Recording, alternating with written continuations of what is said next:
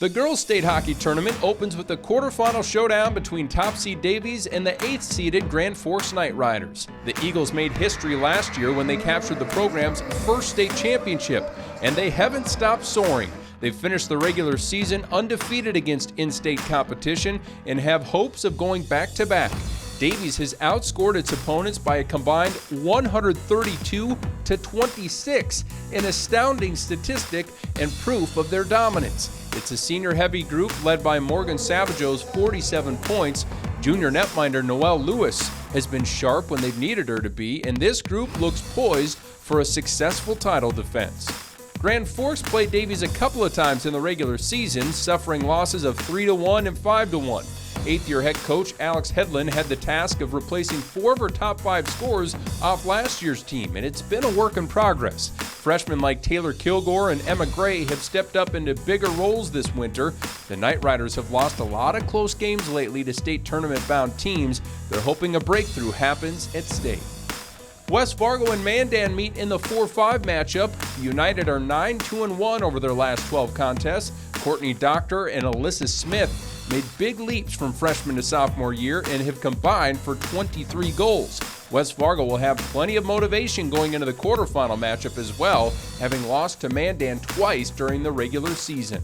The Braves are a young team that enters with their own quiet confidence. They're no stranger to playing one-goal games, having played several close games over the past 3 weeks. Senior Jaylee Wander gives them a reliable presence in between the pipes, while the scoring punch comes from mostly freshmen and sophomores.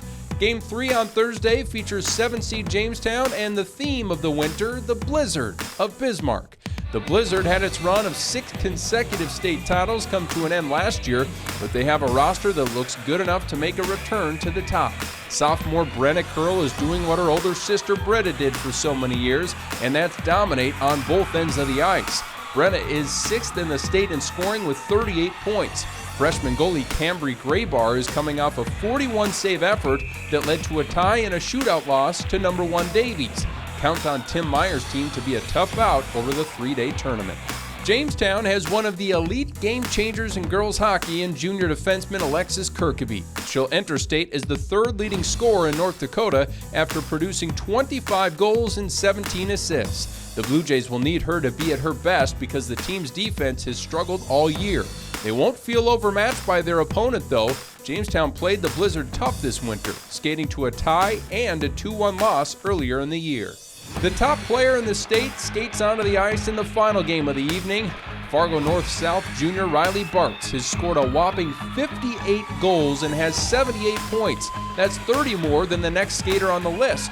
Just a few weeks ago, Bartz scored 6 goals, a double hat trick, in a win over Devil's Lake. The Spruans opened the year with a 2-4 mark, but have looked exceptional since.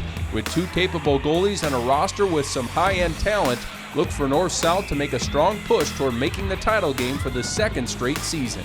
Our motto this year is with bend don't break, the resiliency factor, and kind of taking that from our team last year and pulling it forward. And girls again show that they don't break. They just keep bending, and at the end of the day, they rose to the occasion. Yeah, like Coach said, our motto is bend don't break. So we just got to keep working and do it the best we can and try to put pucks in the net.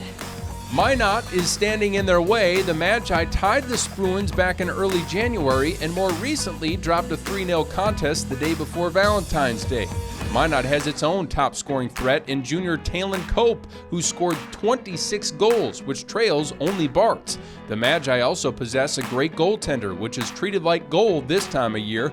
Look for sophomore Jillian Ackerman and her 1.74 goals against to give them a chance.